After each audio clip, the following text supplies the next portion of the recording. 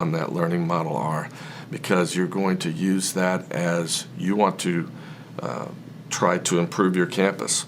We have an expectation that you and everyone on your campus and all your stakeholders are going to be constantly improving all your processes. Well, the learning model is going to help you identify what those critical processes are in the classroom and throughout your whole campus. It's going to help you to decide, okay, then what are the current situations? What's the vision that you have for each of those processes?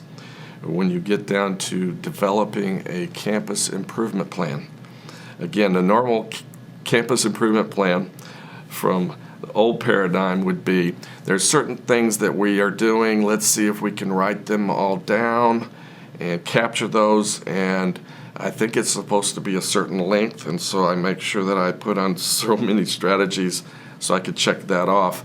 And we want that principle to understand the learning model is going to help guide you and focus you on those processes. And then when you're developing that, you're going to be looking at processes versus just coming up with a performance goal. We're going to increase something by 10%. My goal is to increase something by 15%. Well, by what means? How are you going to do that? What are the processes? Well, the learning model is going to help you. Your campus improvement plan is going to be about processes. So you're going to flowchart those processes.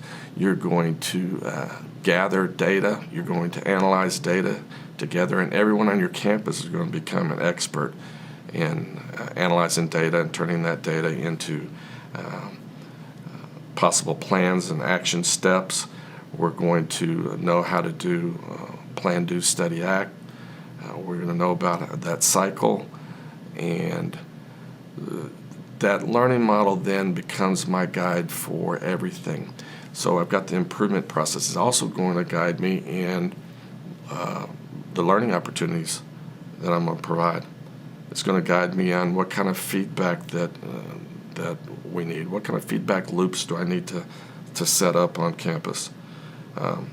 So those 12 classroom processes, then we're going to go into classrooms and together. The teachers are going in there. The students are looking at it. As a leader, you're looking at it. We're going to gather data of what the system is producing. And then we're going to come together and truly figure out what are steps to get us from our current reality, exactly where we are, to where we want to end up, that ideal.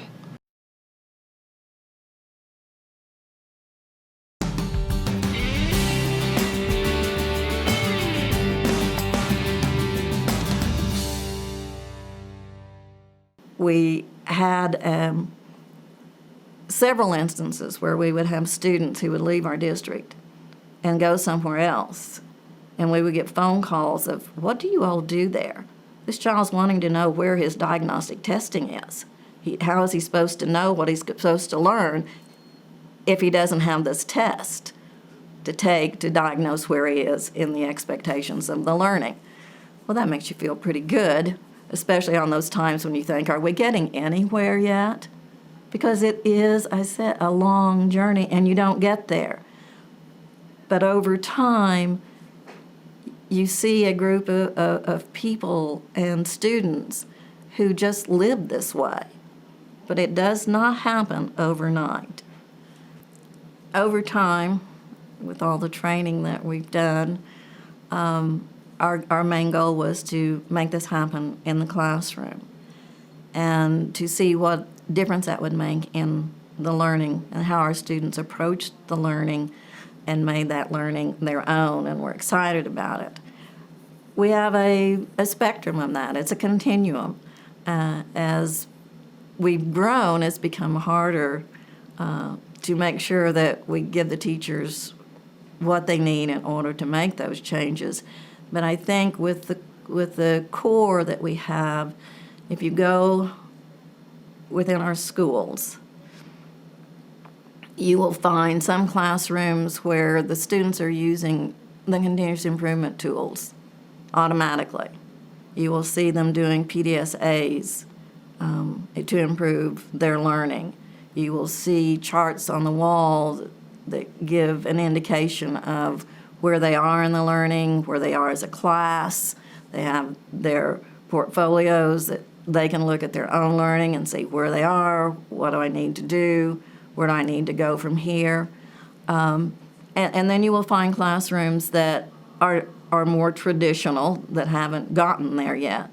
But within the culture, overall, I think what you see is more of a feel of we're here to learn. We appreciate each other. We respect each other. We work together.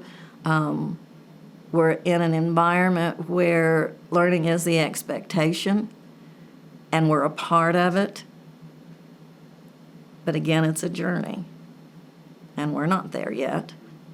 Times when I've asked kids, and they would give me feedback on maybe how the room should be set up or how things should be arranged, things that I didn't think about. And they were the ones living in that space and try to utilize the materials.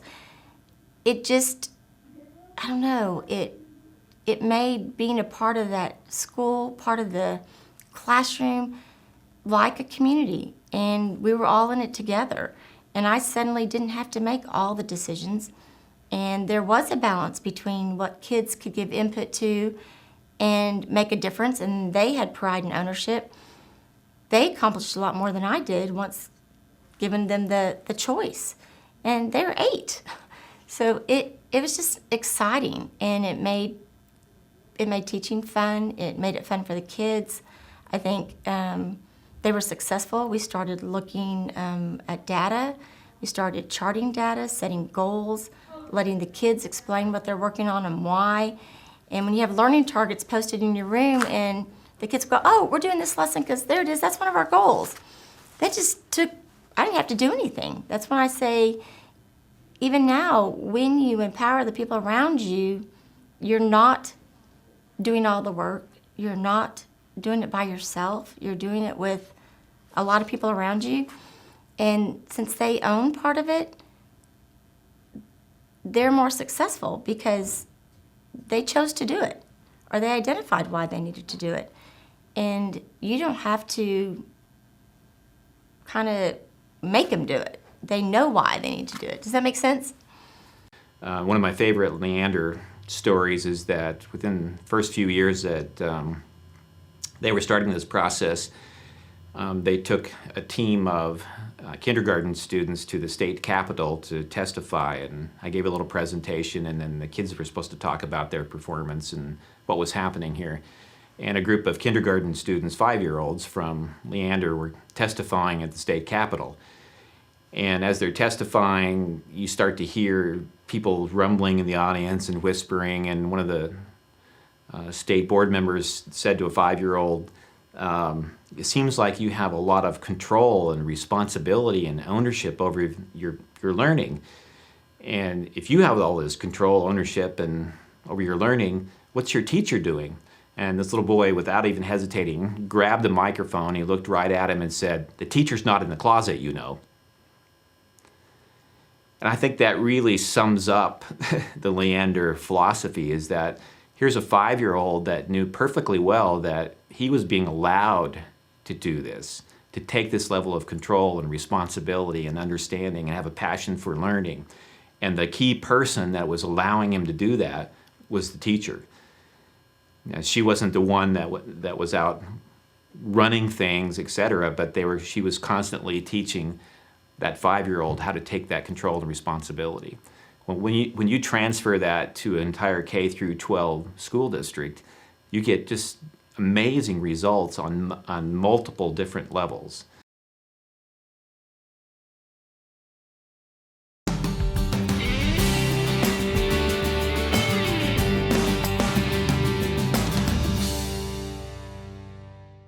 I want to get from a paradigm of that as a leader, as a principal, I am the one responsible for figuring all of that out, determining what people need to learn and what the next steps are and what we need to improve. to empowering people by giving that learning model, to give them that focus, to understand processes for them to understand how they can do action research in their classrooms, and they begin to ask reflective questions. My first step is I might have to start off with teaching them how to reflect, teaching them how to wonder. So I may model for them constantly. I'm asking questions. So I need for the leaders on each campus to really be good at asking reflective questions of themselves and of everyone around them. With the goal is not that everyone would depend on them to come and ask the hard questions, but they would teach everybody on their campus how to self-reflect, ask really hard questions, wonder about everything that they're doing, and constantly think, okay, so then what would be the next step? How would I do that differently? How do I involve my students in this? What kind of behavior am I looking for with my students?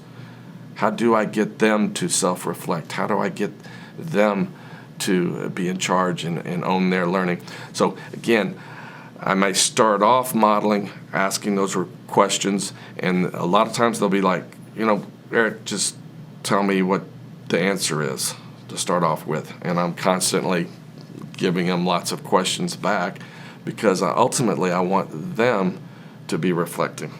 So I'm not going to be there all the time. I'm not going to be in their classrooms all the time.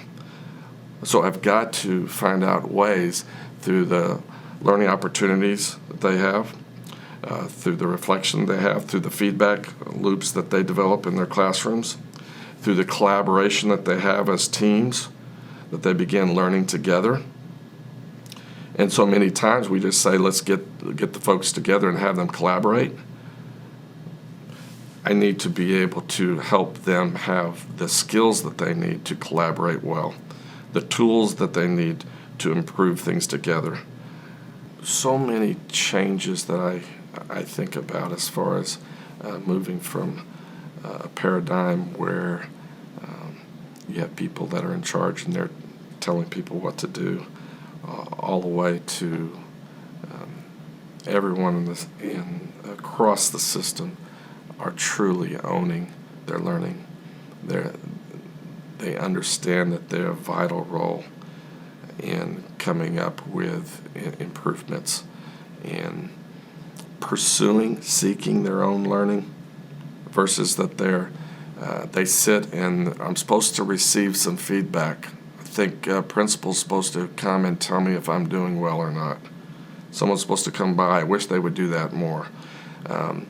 I wished I had more learning opportunities. I wish I had more praise and recognition. It's a passive sitting and waiting. And as everyone in the system is that way, if we're in that paradigm where I'm supposed to wait until I get someone to come by, an expert to come by and tell me what I'm doing right and wrong, that goes throughout the whole system. So then I would be that way. The principals are going to behave that way. The teachers will be waiting passively to receive, and the students will also fall into that very same thing because that's the processes and systems we've set up. So a huge change is getting to the point where everyone understands it's about a shared vision. It's about people truly owning their own learning, about owning that feedback, developing that, seeking that, discovering those things together.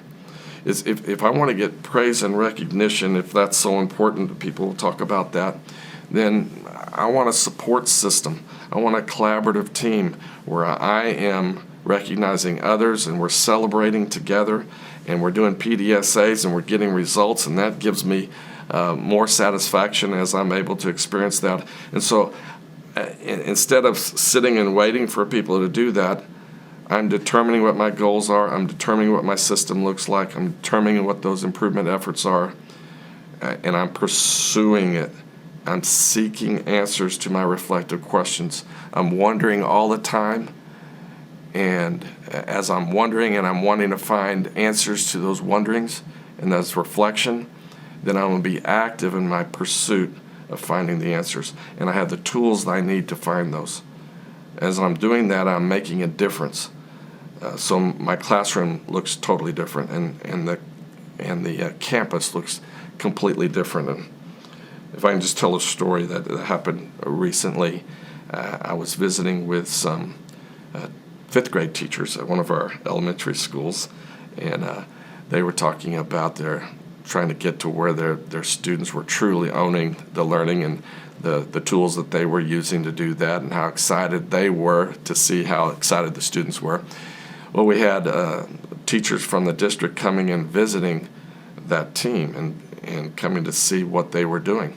So as they were asking questions, so the teachers were asking other teachers and trying to learn from them and reflecting with them. They asked them a question.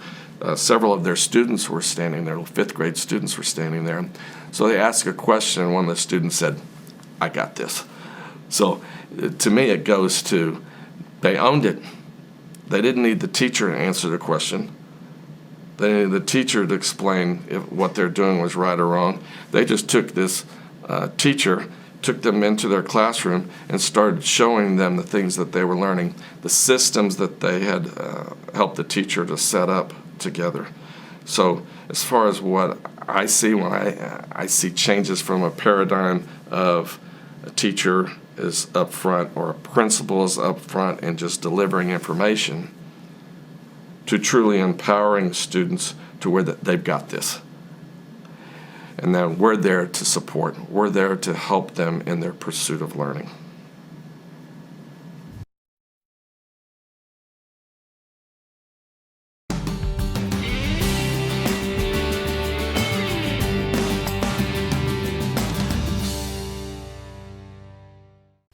I think my job was to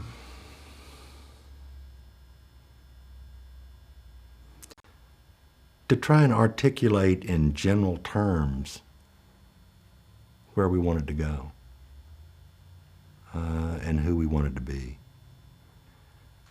and to help our community, our staff, our board members, our students, to all understand that, and to have the opportunity to buy into that, and to encourage them to buy into that.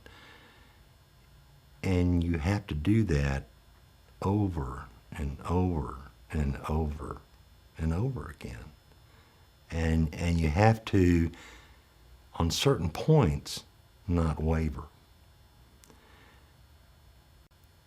You have to take on the tenets of the philosophy and to promote them vigorously over and over and over again.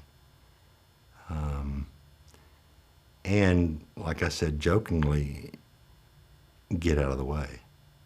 You have to allow people to experiment, to try, to fail, to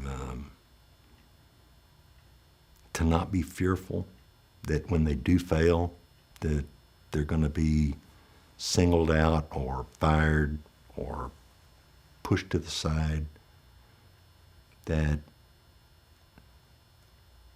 failure is an option.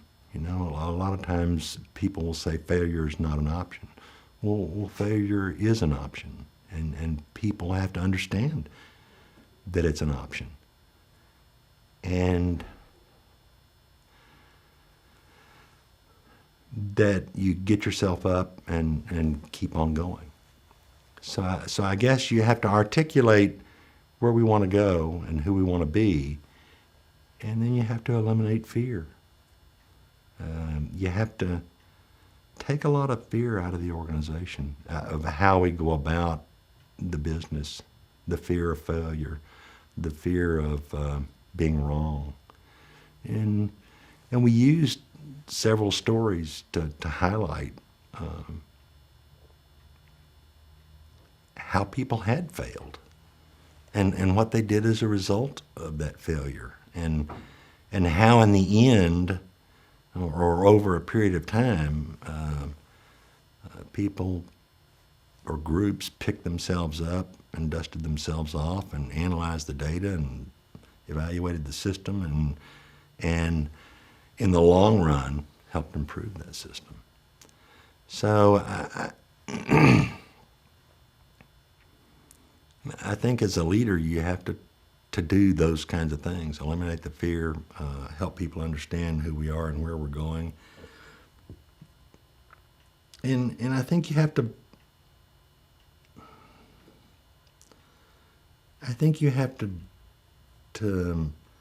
lead by example to a degree. And of course I wasn't always successful at that. Sometimes, you would find yourself reverting back, and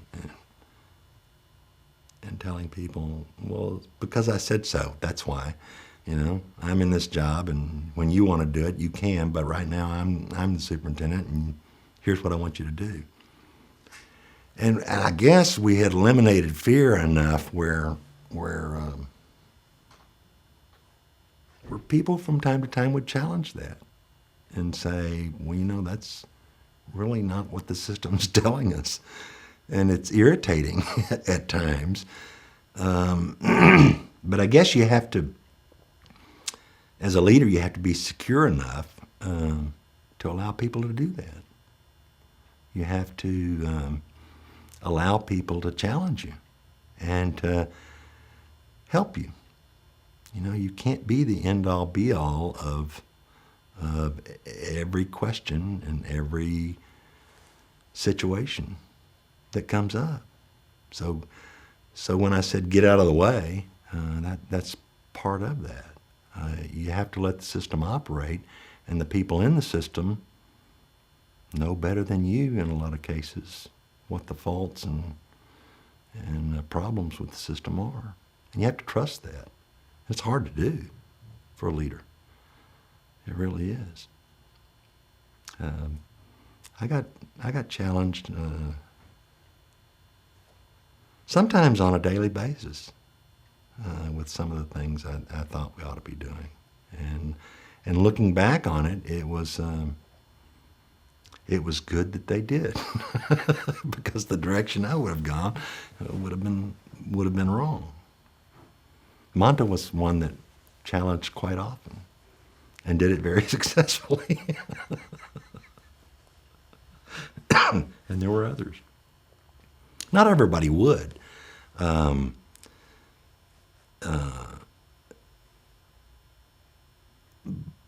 But I think as a leader, you have to be willing to allow people to do that and to do it without fear of reprisal or retribution. You kind of have to put your ego aside in a lot of cases.